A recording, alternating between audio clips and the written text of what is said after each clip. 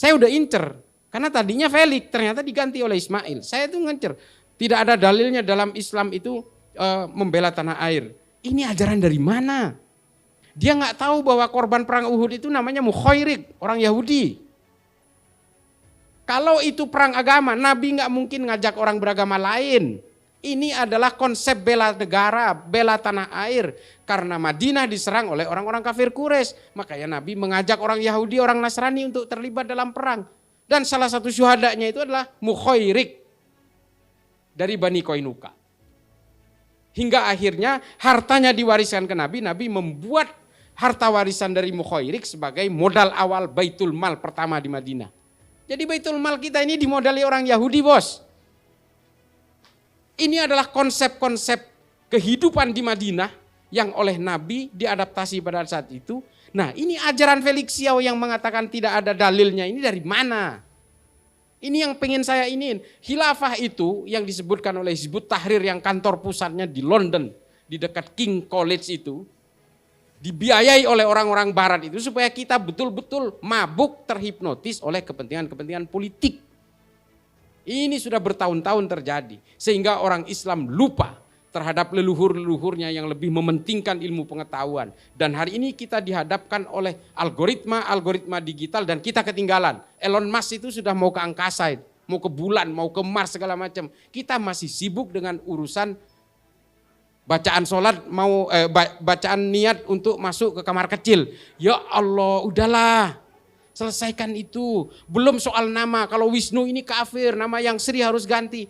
Wayang diharamkan. Aduh, ini apa-apaan sih? Kita ini kok seolah-olah ingin dicabut akar budaya kita ini dari kebangsaan kita. Sehingga apa? Ketika otak kita sudah nol, kita dikuasai oleh mereka dan kita didikte menjadi boneka-boneka mereka. Ini kan semua politik. Semua jaringan teror di seluruh dunia hari ini, itu semua tujuannya politik. Untuk menegakkan daulah khilafah Islamiyah. Oh, namanya keren. Ada Jamaah Islamiyah, Jamaah Ansarud Daulah, Jamaah Ansarud Khilafah. Wah, namanya keren-keren, Islami banget. Padahal semua tujuannya adalah membangkitkan revolusi, membentuk toliah-toliah untuk menguasai negara ini. Coba itu, Taliban. Bangga banget, kita usir asing. Hari ini apa? Mereka ngemis-ngemis kepada asing. Ini dunia hari ini. Tidak mungkin satu negara bisa hidup tanpa bantuan negara lain, kafir-kafir lain. Ini yang harus kita pahami. Saya terus terang paling suka menggunakan konsep-konsep sejarah. Karena tidak ada dispute di dalamnya. Tinggal kita adu literasi aja. Mau Ad-Dinuri, Ad-Dinawari, Ibnu Athir, Ibnu Kathir, Ibnu Mas'udi, Imam Suyuti, At-Tabari.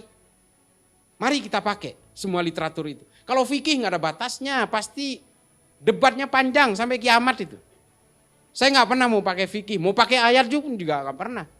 Saya tampil di TV dimanapun, di seminar apapun, dengan kelompok HTI, kelompok Wahabi, nggak pernah saya mau pakai fikih-fikih. Selain saya memang bukan ahli fikih, fikih itu adalah interpretasi. Fikih itu adalah otak manusia. Agama itu bukan ideologi, tafsirnya ideologis. Saya ulangi, agama bukan ideologi, tafsirnya ideologis. Itulah mengapa pada jam, wah ini jadi panjang lagi tadi padahal udah terakhir. Itulah terakhir. Itulah mengapa ya pada abad ke-10 diskursus keilmuan di dalam Islam itu betul-betul dihargai. Coba bayangkan, apakah dulu kalau berbeda pemikiran dipenggal lehernya? Enggak ada, hanya orang-orang Wahabi yang melakukan itu. Ulama-ulama di Saudi ditangkap, dipenggal oleh Muhammad bin Salman karena dianggap berbeda. Itu memang perilaku Wahabi dari dulu.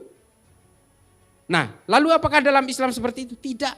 Pada abad ke-10 dan abad ke-11, pemikiran ateisme yang hari ini diadaptasi oleh Darwin, oleh Engels, oleh Marx, oleh Lenin, oleh Feuerbach dan sebagainya itu berawal dari pemikiran-pemikiran orang Arab Islam.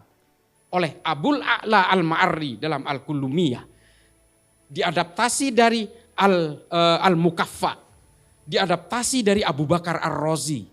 Ini adalah orang-orang Islam yang kemudian membuat pemikiran-pemikiran ateis pada abad 10 dan abad ke-11. 300 tahun setelah Nabi. Pemikiran ateisme ini sudah muncul di dalam Islam. Dan ini diadaptasi oleh orang-orang Eropa yang memunculkan ateisme yang kita kenal hari ini. Mengapa mereka tidak dipenggal? Karena dalam Islam itu diskursus keilmuan itu betul-betul dihargai.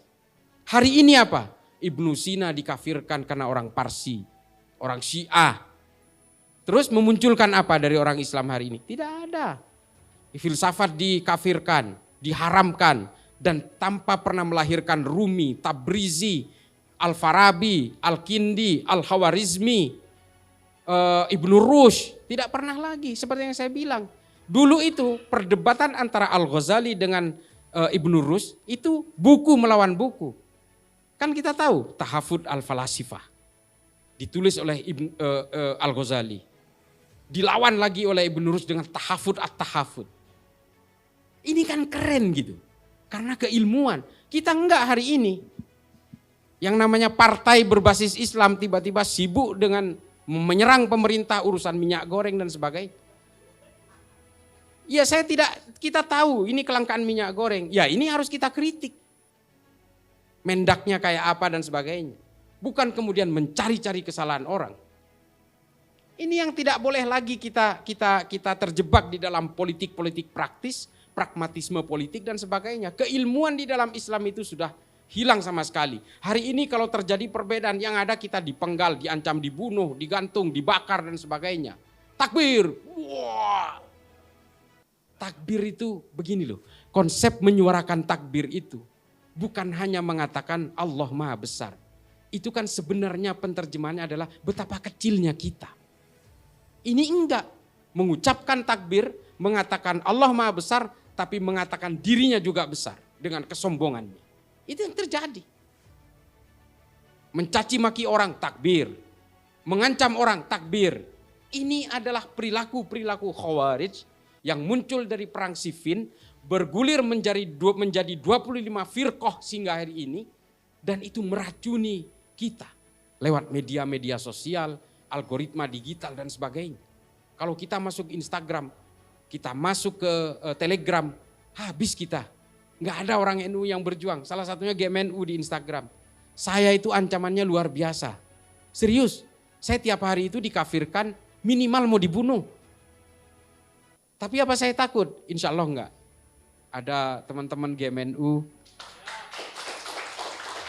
ada kiai-kiai NU, ada ratib-ratib yang saya baca sangat rajin. Ratib Haddad, Ratib Alatos, saya rajin. Guru-guru kitab saya para habaib. Habib Ali Al-Kaf itu guru kitab saya. Hari ini saya sedang ngaji Irsyadul Ibad, Zainuddin Al-Malibari, kepada Habib Ali Al-Kaf. Sekali lagi, yang waras tidak boleh ngalah. Dan video ini hanya diperuntukkan untuk orang-orang yang waras. Wallahul muwaffiq ila aqwamit thariq. Wassalamualaikum warahmatullahi wabarakatuh. Salam Nusantara.